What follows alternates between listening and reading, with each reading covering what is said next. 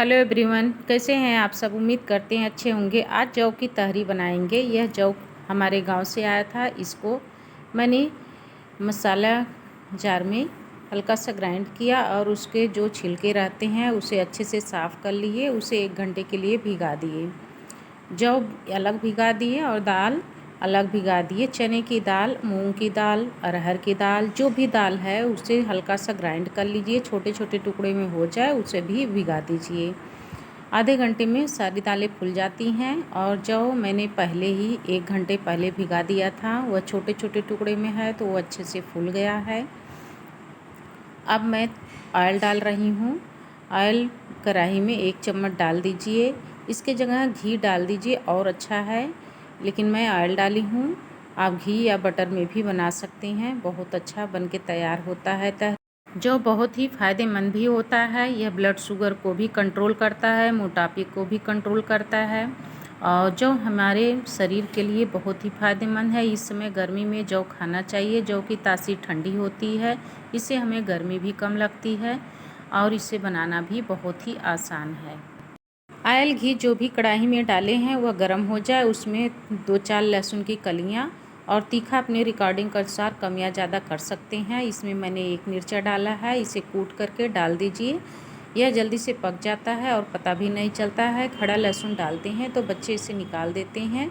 यह मैंने दाल भिगाई थी 1 घंटा पहले। यह मूंग की दाल और चने की दाल है। इसे हमने खड़े भिगा दिया था। आप इसे हल्का सा जार में ग्राइंड करके छोटे टुकड़े में भी कर सकते हैं, यह और अच्छा लगता है। लेकिन और इसे खड़े में भी बना सकते हैं। यह इस तरह से जब हम ऑयल में भूंज लेते हैं तो यह पक भी जाता है और बहुत अच्छा फ्लेवर भी आता है। जब भी हम दाल चावल बनाते हैं तो दाल चावल या अनाज की तासीर बहुत गर्म रहती है, इसलिए दाल चावल जब भी बनाएं 1 घंटे पहले पानी में डाल दें। इसकी तासीर ठंडी हो जाए उसके बाद ही दाल चावल बनाना चाहिए। इस तरह से अक्सर बहुत कम लोग करते हैं। आगे चल कर के स्टोन भी बन जाता है। हमें जब भी खाना बनाएं दाल चावल को 1 घंटे पहले भिगा करके फिर पकाएं। इस तरह से पकाने से शरीर में गैस की बीमारी नहीं होती है और हमारा पाचन बहुत अच्छा रहता है। इसमें 1 पिंच हींग डाल दीजिए। हींग का फ्लेवर तहरी में बहुत बढ़िया लगता है। हम इसे जौ की तहरी बना रहे हैं और मार्केट का कुछ भी नहीं लिया गया है। मार्केट से जो दलिया लेते हैं बस उसी तरह से है। इसको अच्छे से रोस्ट कर लिए हैं। अब यह मेरा जौ है। जौ को मैंने अच्छे से इसे मिक्सर में हल्का हल्का दरदरा इसे ग्राइंड कर लिया था। फिर उसके जो छिलके निकलते हैं उसे अच्छे से सुपली से साफ़ कर लीजिए। फिर उसके बाद छोटे छोटे टुकड़े हो जाते हैं उसे 1 घंटे या 2 घंटे के लिए भिगा दीजिए। यह अच्छे से फूल जाता है। रात में भी इसे भिगा करके रख सकते हैं, लेकिन ठंडे जगह पे जहाँ कूलर चला रहे हैं, एसी चला रहे हैं या पंखा है या फिर फ्रीज में रख दीजिए तो अच्छा रहता है। इस समय गर्मी बहुत पड़ रही है। रात में कुछ भी भिगा देते हैं सुबह उसमें स्मेल आने लगती है, इसलिए उसे ठंडे तासीर पर रखें और भिगा करके छोड़ दें। सुबह हम तसरी झटपट में बनाते हैं। जब ब्रेकफास्ट करना रहता है तो सोचते हैं क्या बनाएं। जौ को हम घर से मंगाए थे, गांव से यानी, और यह मार्केट में भी मिल जाता है, सस्ते में मिल जाता है। तहरी हम वही लेते हैं तो महंगा मिलता है, इसलिए जब हम जौ मंगा लेते हैं तो हल्का सा जब मिक्सर में डालते हैं तो यह टूट जाता है, इसलिए रुक रुक करके थोड़ा सा मिक्सर चलाना है और यह अच्छे से छिलका निकल जाता है। इसे निकालने के बाद साफ़ करते हैं, फिर नाइट में रख दीजिए। बहुत ही सॉफ्ट फूल करके तैयार होता है। उसके बाद हम इसे तहरी के रूप में बनाएंगे। सुबह सुबह समझ में नहीं आता क्या बनाएं और यह जल्दी से बन भी जाता है, बहुत ही हेल्दी रहता है। इन दोनों को अच्छे से भूनने के बाद इसमें हल्दी डाल रहे हैं कलर के लिए, ताकि इसका कलर अच्छा आए, देखने में अच्छा लगे। बिना हल्दी का हम तहरी बनाएं या फिर खिचड़ी बनाएं, सब्जी बनाएं तो अच्छा नहीं लगता है, इसलिए हल्दी डालना ज़रूरी है। हल्दी हमारे सेहत के लिए भी अच्छा रहता है। हल्दी एंटीबायोटिक है। इन सबको जब हम भूज लेते हैं फिर उसके बाद इसमें हम सब्जियां काट करके भी राख डाल सकते हैं, जैसे टमाटर हुआ, प्याज हुआ, धनिया हुआ, गाजर हुआ और गोभी हुआ।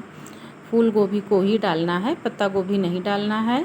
इन सबको छोटे छोटे टुकड़ों में जब काट करके इसमें ऐड कर देते हैं तो इससे फ्लेवर भी बहुत अच्छा रहता है और सब्जियां भी हम खा लेते हैं।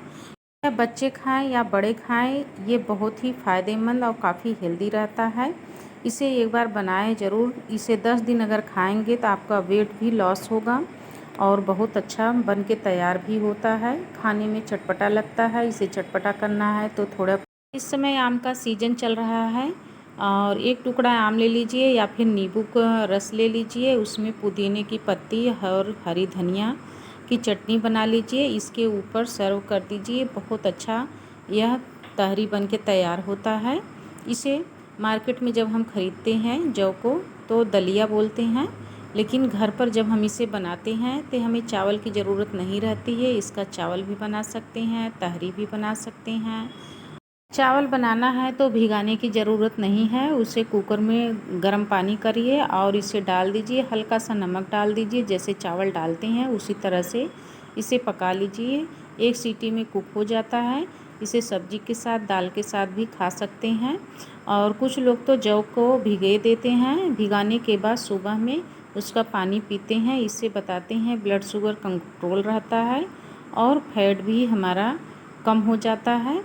इस तरह से हम बनाएंगे तो चटपटा रहता है, बच्चे भी खा लेंगे और बड़े भी खा लेंगे। अगर पानी पीने के लिए देते हैं तो बिल्कुल नहीं पीते हैं। यही जौ अगर महंगे दामों में मिला जाए तो इसे बहुत लोग बहुत अच्छा समझेंगे। इस समय जौ इतना महंगा भी नहीं है और बनाना भी बहुत आसान है।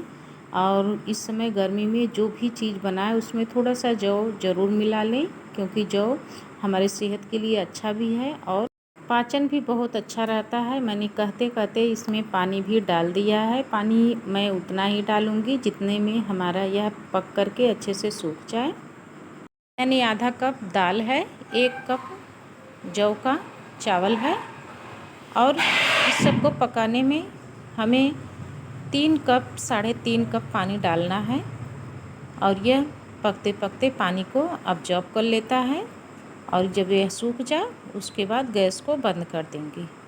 इसे पकाने में बहुत समय नहीं लगता, क्योंकि हम पहले से ही इसे पानी में भिगा कर रखे रहते हैं। यह सॉफ्ट और नरम रहता है और इसे 10 से 15 मिनट मुश्किल से लगता है। स्वाद के अनुसार नमक ऐड कर दीजिए, या मैं सेला नमक डाल रही हूँ इसलिए लाल दिख रहा है। आप इसमें सादा नमक भी डाल सकते हैं। एक बार बनाएंगे और खाने के बाद आपका पाचन, डाइजेशन इतना बढ़िया रहता है, इसे बार बार बनाने का मन करता है। इसे एक बार बनाएं ज़रूर। यह गाढ़ा ठीक होना चालू हो गया है, धीरे धीरे पक, अच्छा शुरू में इसे पकड़ने का चांस रहता है। जब यह पकना स्टार्ट हो जाता है उसके पकड़ने का चांस नहीं रहता है। इसे ढक्कन लगा करके 10 मिनट पका लीजिए और यह इसे गैस बंद कर दीजिए। बहुत अच्छी तहरी बनके तैयार होती है। इस तहरी को एक बार अगर बनाकर खाएंगे तो बार बार खाने का मन कहेगा, क्योंकि यह काफ़ी हेल्दी भी रहता है और इसमें फैट भी नहीं रहता और एनर्जी काफ़ी है, क्योंकि दाल, चावल, सब्जी सारी चीज़ें इसमें डाली गई है। सभी लोगों को खाने के लिए प्लेट में सर्व कर दीजिए। जौ की तहरी अच्छी लगी हो तो लाइक और सब्सक्राइब कर दीजिए। हमारे चैनल पर जुड़ने के लिए आपका बहुत बहुत धन्यवाद। नेक्स्ट वीडियो मैं कल डालूँगी 2 मई को।